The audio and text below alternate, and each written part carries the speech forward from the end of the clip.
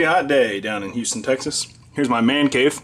I just took these pictures. I put them on Facebook actually a second ago. So this is well, I have the man cave that's kind of like the loft area, or it's called a game room, but I mean it's not really a game room the way I use it. So anyway, got that.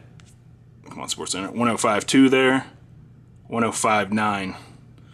So that's the temperature in Fahrenheit with a heat gun. So yeah, it is brutally hot right now. So I'm working on the windows. I'm doing some solar shielding and stuff like that. So other people in Texas, Arizona, Florida, Mississippi, Alabama, Louisiana probably understand what I'm talking about. So it's also literally like 100% humidity outside. You walk outside, it feels like you're in a sauna, like it's wet. So pretty disgusting. Anyway, I know a lot of you guys deal with it too, so I feel your pain. It's brutal. I have a package from Dominus Infinitus. I have that. I have something that's unknown. Something from Steve in the box, and that's pretty high-end Griffey. And then this bad boy right here.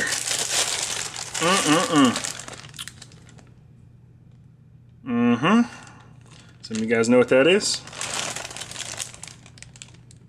Do you recognize? I'm not going to show this bad boy on camera.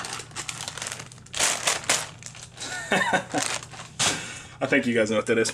Some of you guys do. If you don't, you're probably too young, so don't ask. It's not really inappropriate at all, but still, it's not going to be something I show. So let me actually cut the tops off. I'll come right back. All right, I'm back. Made a little cut. I want to make this really quick. So I got this off Chris on a Facebook group, actually. It was at auction, so I won it on there. One of those gold type cards with the bat piece. I have a sister card to this. It's almost the identical picture, a little bit different. Instead of bat being over here, it's like over here. So long story short, it's kind of a common bat card. It's numbered to 750. So, I mean, as far as the back card goes, I don't know, you know what I mean? You can get these, no matter how to play, you can get them for like $5 to $20 or something like that. So, but it's a back card I did not have of Junior, so I got it. One of the other major pickups here. Got a dual autograph with future Hall of Famers, Ken Griffey Jr. and Jim Thome.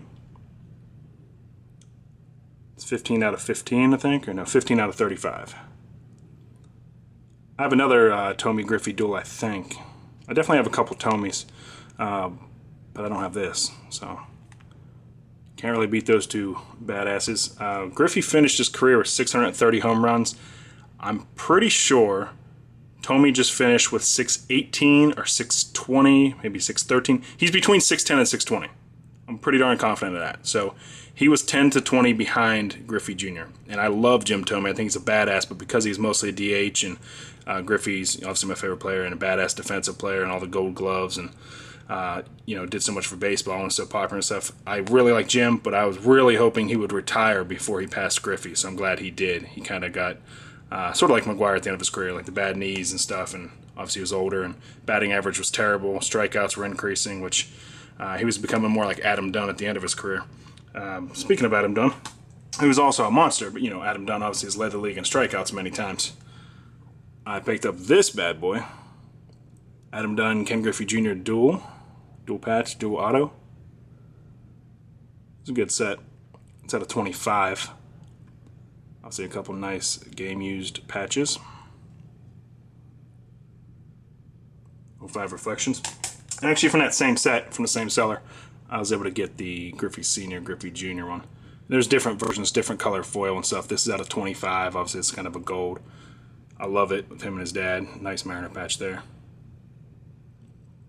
There's like, different color foil backgrounds and stuff. You know how it goes.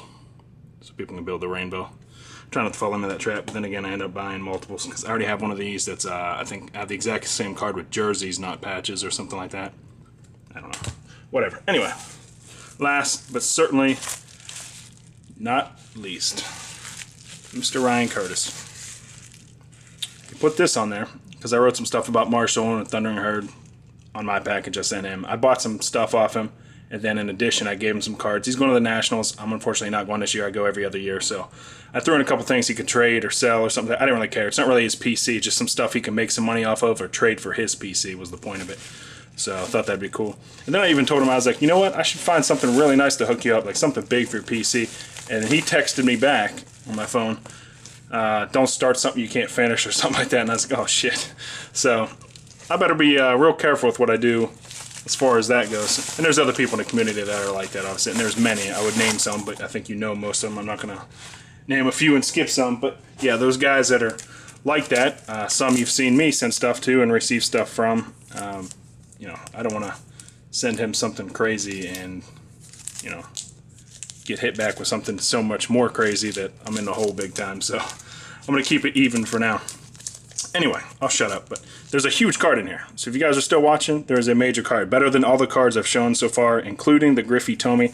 Sure, I like Griffey and Tommy better, but there is a more impressive card I got off of Ryan. So stick around. It'll probably be the last card I show in this video.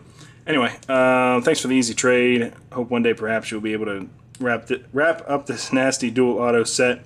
Great hanging out the other day. Can't wait to do it again soon. God bless you, Ryan J. Curtis. July 2014. And that is a one of one, but it's not going to go on eBay, so obviously it's a super fractal, you know. I can tell that the main card I got is in the bottom of this pile, so I'm going to set that down real quick and look through these other ones, because it seems like he threw in some maybe base or inserts, some other Griffies he had, which I love that he did this. Top loaders, that's how I store all my cards. It doesn't matter if it's literally a penny card. I put it in a new penny, in a top loader, and in a team bag. So I catalog every card I own for insurance reasons, and so I don't keep buying the same cards over and over, which I have done sometimes, but I've cut that back a lot these days. Anyway, I'll go through these a little quicker for you guys, and I can go through them a little bit better later, although I know which ones I have probably offhand. So I like when they used to put the checklist on the back of cards.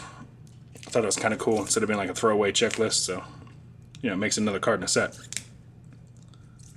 Kind of dig that.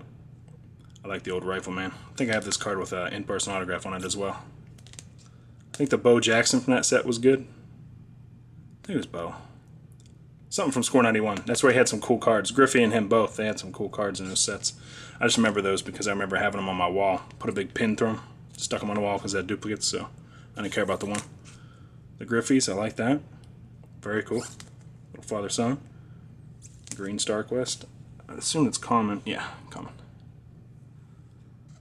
Fleer. I don't know if that's the glossy or the Tiffany one, depending on the year.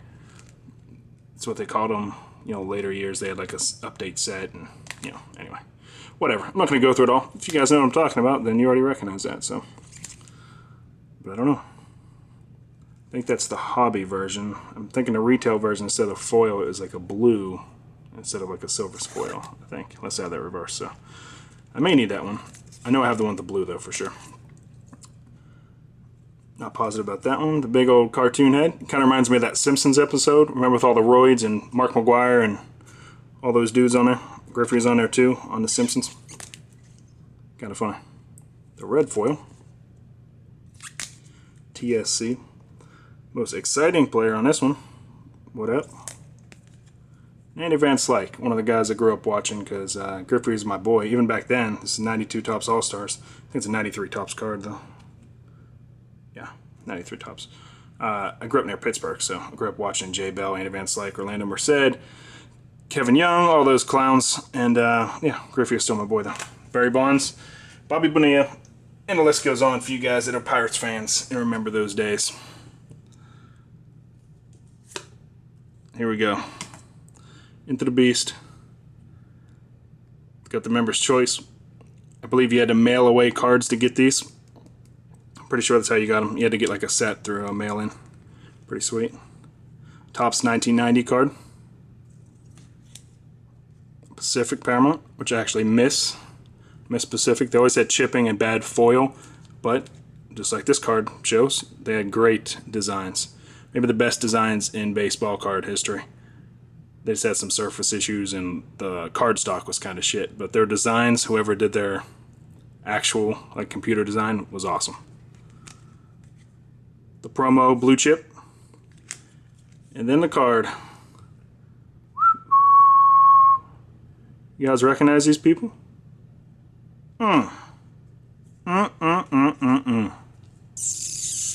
Man, even better in person.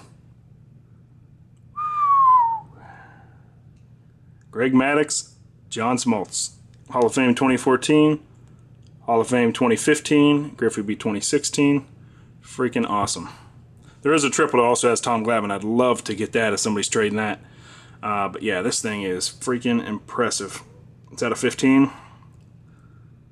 Extremely happy to get this. It fits my PC for many reasons. You guys have been following me a long time, know multiple things. One, I grew up a Braves fan, so like I said, I grew up near Pittsburgh and stuff. I loved Griffey Jr., and to this day I'm a player collector. I root for players, all sports. When I started working in professional sports especially, I lost my loyalty to teams, so I like players. But when I did root for a team, it was the Atlanta Braves growing up.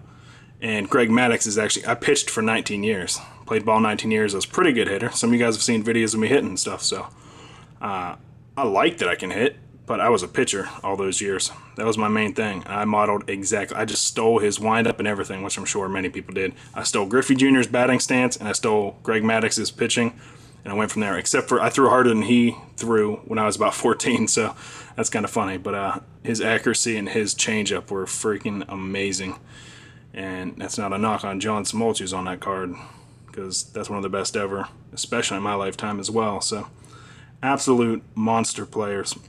Big part of my childhood. And this, of course, fits my Hall of Fame PC, which is my biggest non-Griffey Jr. PC.